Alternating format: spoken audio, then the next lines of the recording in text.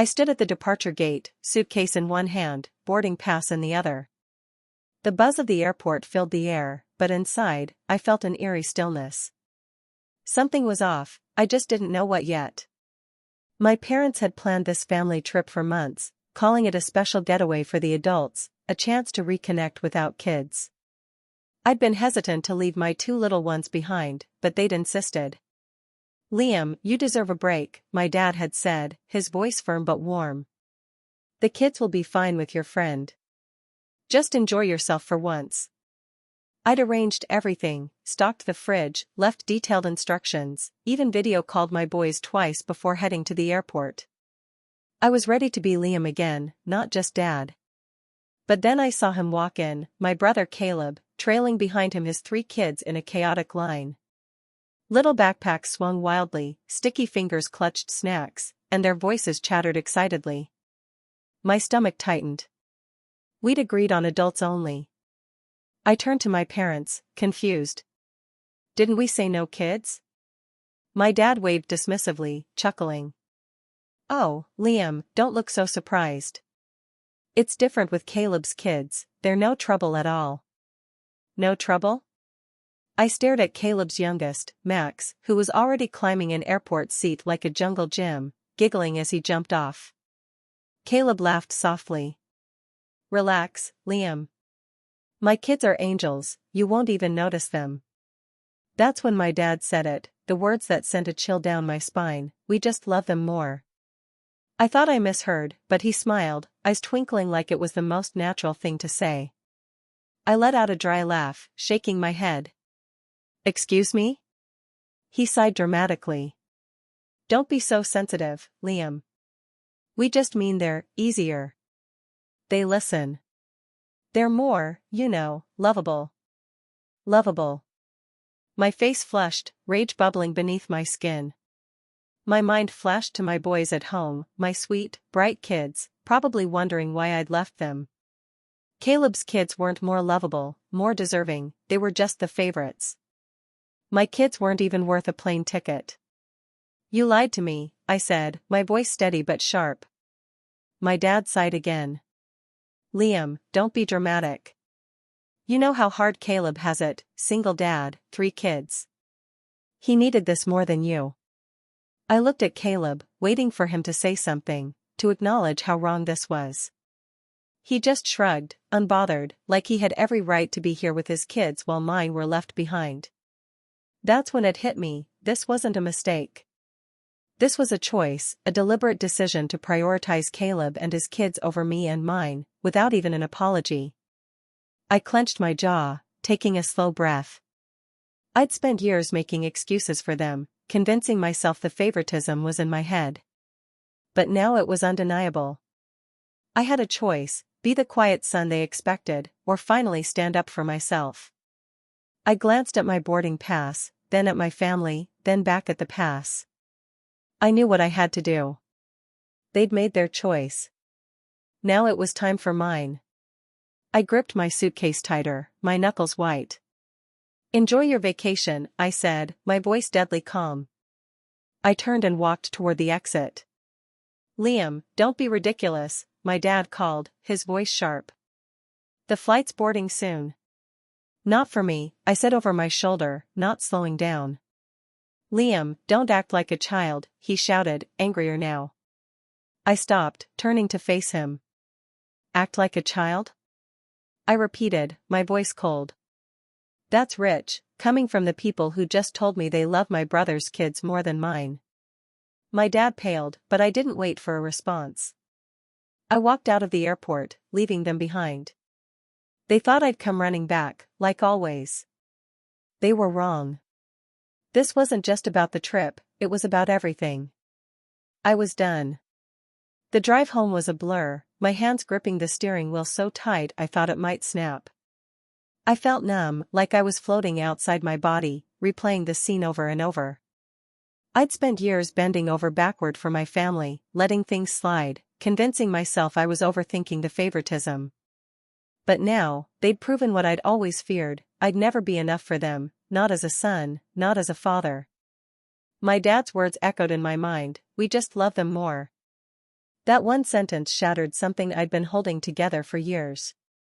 The favoritism had always been there, every holiday where my kids got smaller gifts than Caleb's, every birthday where my parents fawned over Caleb's boys while barely noticing mine, every time I was made to feel less. I'd been blind, but not anymore. I pulled into my driveway, staring at the house where my kids were waiting. As soon as I opened the door, two small figures raced toward me. "Daddy!" Ethan threw himself into my arms, his curls bouncing as he hugged me. Behind him, Noah clung to my leg, squeezing tight. "You're back already?" My best friend Sam peeked around the corner, confusion on his face. He'd been watching my kids while I was supposed to be on the trip. "What happened?" I set Ethan down, forcing a smile. "I'll explain later."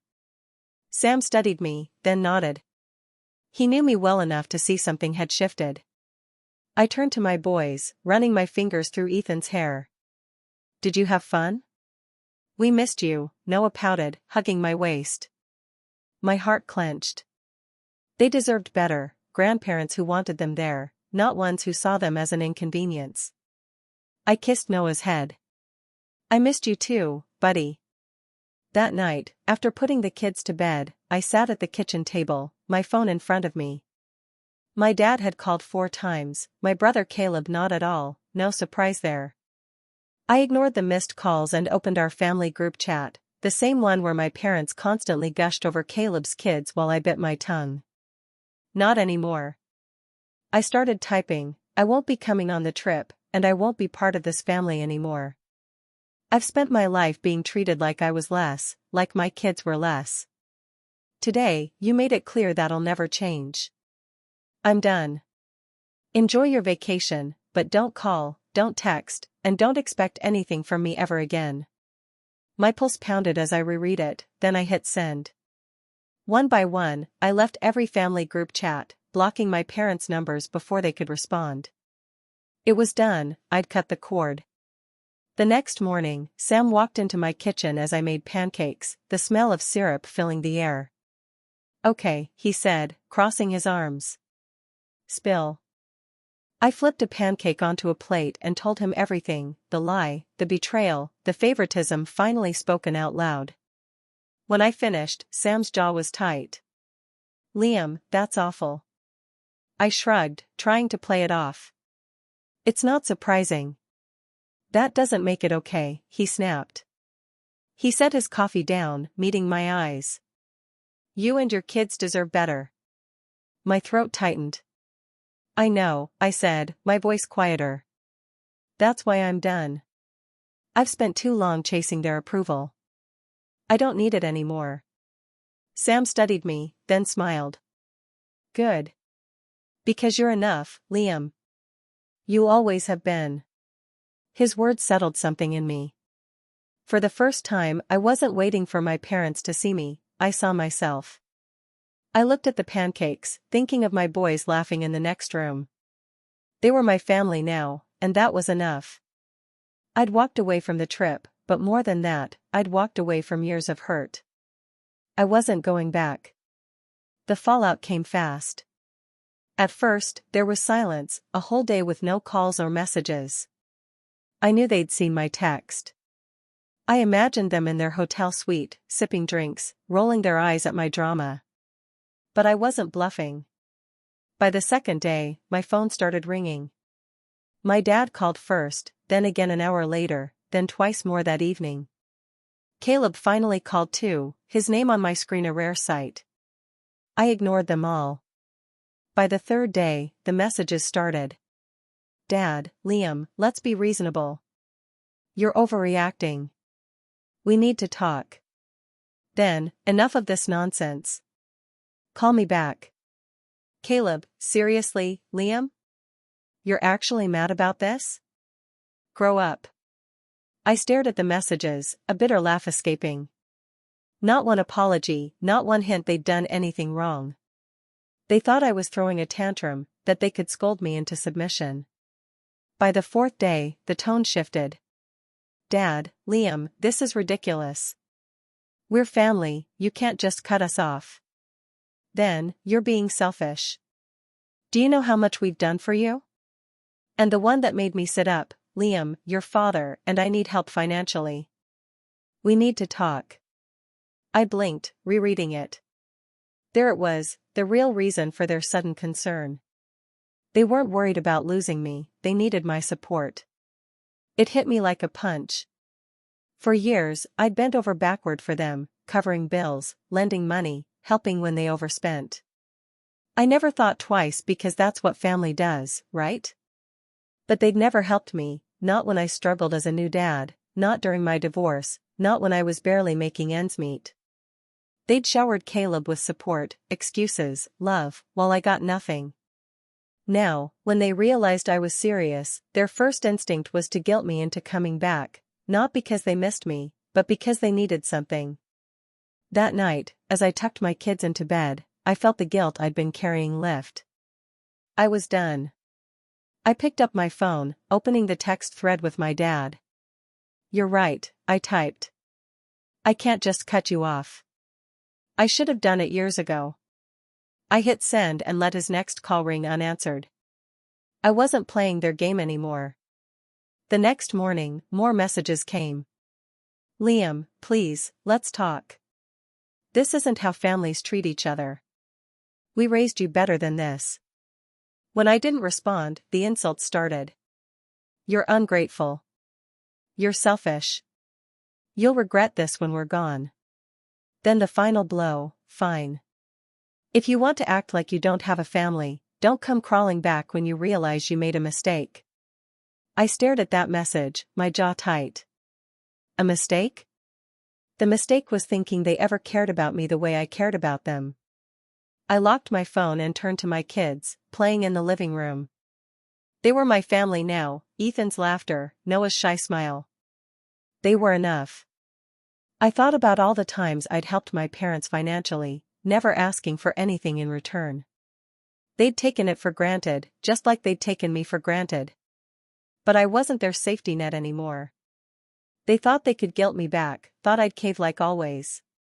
They didn't know me at all. I sat on the couch, watching my boys build a tower with blocks. For years, I'd let my parents make me feel less, let them prioritize Caleb over me. But I was done begging for their love. I didn't need it, I had my kids, my real family. My parents could keep their guilt trips, their favoritism, their empty words. I was free, and I wasn't going back. A week passed, then two. The calls stopped, the messages slowed, and a strange peace settled in. For the first time in years, I wasn't chasing my parents' approval, wasn't bending myself into knots to be seen. I was just living. But as much as I felt lighter, there was still an ache, not for my parents or Caleb, but for something else. That evening, as I watched Ethan and Noah giggle over a game they'd made up at the dinner table, my mind drifted to my ex-partner, Jason. It had been 2 years since our divorce, 2 years since I'd let go of a relationship that was over long before I ended it. Looking back, I saw the parallels between Jason and my parents. I'd spent my life begging for love that should have been given freely. Jason and I met young, too young. What started as a whirlwind romance turned into a partnership built on dreams, not reality. At first, I thought we were happy. I thought he was my rock. But cracks formed fast. When I was expecting Ethan, Jason started working late. When Noah came, he barely looked up from his phone. When I needed him most, he was never there. For years, I told myself it was normal, that relationships were hard, that it was a phase. But deep down, I knew the truth. Jason didn't want to be a partner, didn't want to be a father. One day, he made it clear. "I don't think I can do this anymore," he'd said, standing in our kitchen, his voice cold. I'd been holding Noah, Ethan clinging to my leg, their tiny faces oblivious to their father walking away. "Do what?" I'd whispered, already knowing. "Any of it," he said. And just like that, he was gone, no fight, no affair, just a man who never wanted the life he'd signed up for. At first, I'd been terrified. How was I supposed to raise 2 kids alone? How would I balance work, bills, exhaustion, and the weight of being abandoned? But then I realized I'd already been alone. Jason may have been there physically, but he was never present, not as a partner, not as a father. The only difference now was I wasn't waiting for him anymore. That was liberating. Now, sitting with my boys, I saw the same pattern with my parents. I'd spent years trying to get Jason to love me the way I needed, just like I'd tried to get my parents to see me as equal to Caleb. In both cases, I'd failed, not because I wasn't enough, but because they were never capable of giving me what I deserved. It took 2 years to stop looking back at my marriage. I wasn't taking that long to move on from my parents. I looked at Ethan, stacking his plate with a grin, and Noah, shyly showing me a drawing. They deserved better than grandparents who saw them as less, better than a father who walked away. I'd give them that.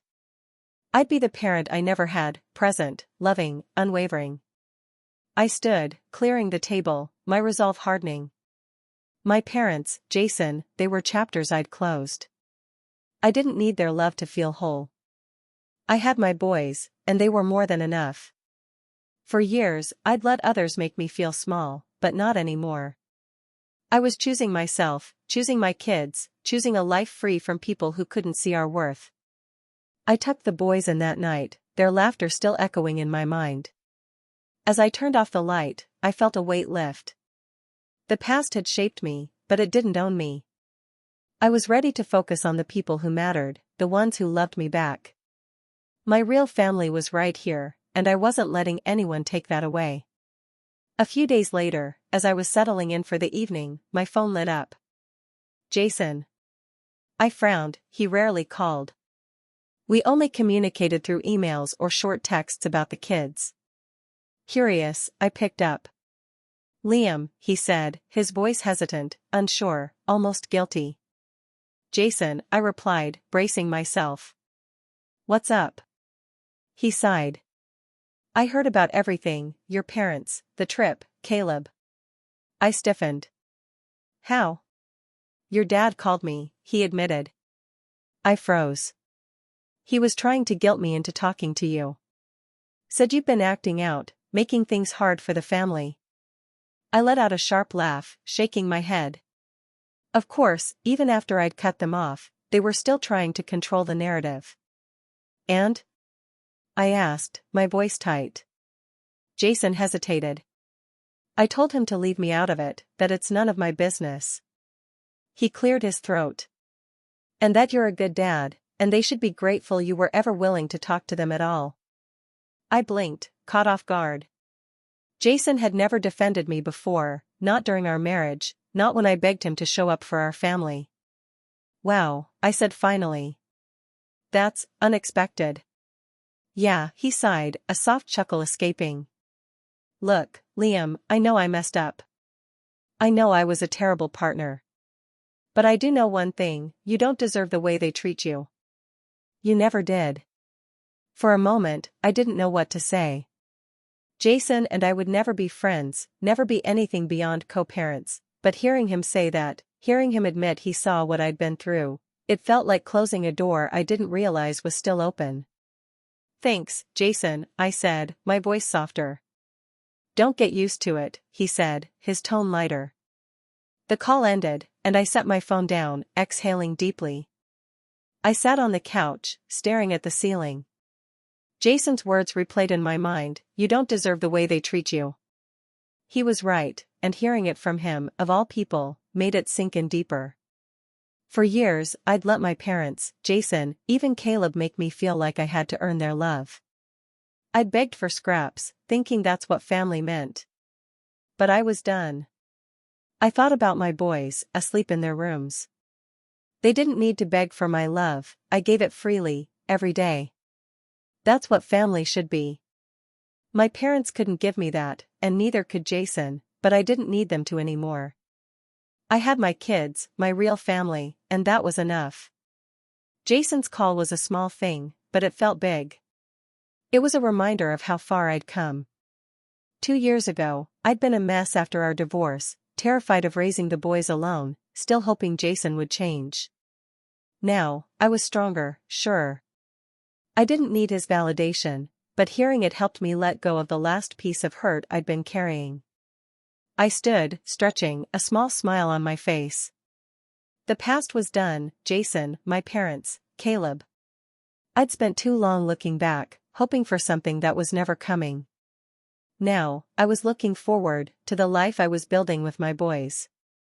They were my focus, my joy, my reason. I didn't need anyone else to see my worth, I saw it, and that was enough. I glanced at the boys' bedroom door, the faint sound of Ethan's snores carrying through. My parents had made their choice at the airport, and I'd made mine. Jason had walked away years ago, and I'd let him go. Now, I was free to love, to live, to be the father my boys deserved. And no one, not my parents, not Caleb, not Jason, could take that from me. A few days later, just as I was settling in for the evening, there was a knock at my door. I frowned. No one showed up unannounced at my house. I peeked through the window and felt my stomach drop. Caleb. For a moment, I considered ignoring him, but a part of me needed to know why he was here. I opened the door but didn't step aside. "What do you want, Caleb?" He sighed dramatically. "Wow, no hello?" I crossed my arms. I wasn't playing his games anymore. "Fine," he muttered, shifting his weight. "I came to talk about Dad." I stiffened. "There's nothing to talk about." "Liam, come on," he said, giving me a tired look. "You've made your point, you're mad. But it's been months. He's still your father." I laughed, a real, bitter laugh. "No, Caleb. He was my father until he made it clear I didn't matter as much as you." Caleb rolled his eyes. "Oh, please. He loves you enough." "Enough," I repeated, my voice calm but firm. "I'm not doing this. I see him for who he is now. I see you for who you are. And I don't need any of it in my life." He stared at me, something flickering in his eyes, regret, maybe, or surprise. But I didn't care anymore. "Liam." "No," I cut him off, my voice steady. "I'm done being second best. I'm done being the less important son, and I'm done pretending I'm okay with it. Goodbye, Caleb." I shut the door, the sound final, echoing in the quiet house. I leaned against the door, exhaling slowly. For a moment, I waited for the guilt to hit, the doubt, the second-guessing. But it didn't come. Instead, I felt lighter, freer. I'd spent years letting Caleb and my parents make me feel small, but I was done. I'd stood my ground, and it felt good. That night, I sat on the couch with Sam, sipping coffee while the kids played in the next room. "So, your brother showed up?" he asked, raising an eyebrow. "Yep," I said, taking a sip. "Wanted me to forgive and forget so everything could go back to how it was." Sam grinned. "And?" I told him to leave. "Damn right you did," he said, his smile widening. He leaned back, studying me. "You okay?" I nodded, a small smile tugging at my lips. "Yeah. For the first time in a long time, I really am." Sam clapped a hand on my shoulder. "Good. You don't need them, Liam. You've got your boys, you've got me, you've got people who actually care." His words settled over me like a warm blanket. He was right. I didn't need my parents' approval, didn't need Caleb's half-hearted guilt trips. I had my kids, my friends, my peace. That was more than enough. I thought about Caleb standing on my doorstep, acting like I was the one being unreasonable. He'd always been the golden child, the one who could do no wrong, while I was the one expected to take it all, every slight, every unfairness. But I wasn't that person anymore. I'd walked away from the trip, from them, from years of hurt. And now, I'd shut the door on Caleb for good. I glanced at the kids' toys scattered across the floor, hearing their laughter from the next room. They were my family, my focus. I didn't need anyone else to validate that. My parents and Caleb could live their lives, but I wasn't part of it anymore. I'd chosen myself, chosen my boys, and I'd never felt more at peace. I took another sip of coffee, the warmth spreading through me. The past was done, and I was ready for the future, one I'd build on my terms, with the people who mattered. I was free, and I wasn't looking back. Months passed, and the silence from my parents and Caleb became permanent. No more calls, no more messages, no more attempts to guilt me back. At first, it felt strange. I'd spent my life orbiting them, seeking approval, begging for love. Now, that pull was gone, and I didn't miss them. One evening, as I made dinner, Ethan came into the kitchen, dragging his stuffed bear behind him. "Daddy," he asked, tilting his head, "when are we going to Grandpa's house again?" Noah, sitting at the table, perked up. "Yeah, we haven't seen them in forever." I froze, my hands tightening around the wooden spoon. How could I explain to my boys, so young and innocent, that their grandparents had never valued them the way they deserved? I knelt down, brushing a strand of hair from Ethan's face.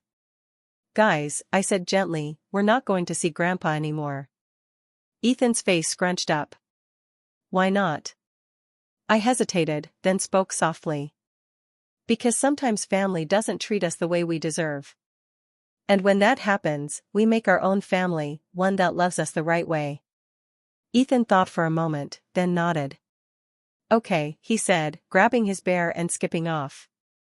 Noah smiled shyly and followed. Just like that, it was that easy for them. I wished it had been that easy for me. But now, it was. I'd spent years chasing love that was never coming. Now, I was living for the people who mattered, my boys, my friends, myself. I thrived in ways I never thought possible. Work was going well, I'd landed a promotion, my colleagues respecting me in a way my family never had. I'd built a life free from the weight of their expectations, and it felt incredible. Sam became a constant in our lives, a brother I'd never had. We'd have dinners together, the kids playing while we talked about everything and nothing. He'd been there through it all, the divorce, the family drama, the rebuilding. He was family now, the kind built on trust, not obligation. I thought about my parents and Caleb sometimes, but not with longing. They were a lesson, a reminder of what I didn't need.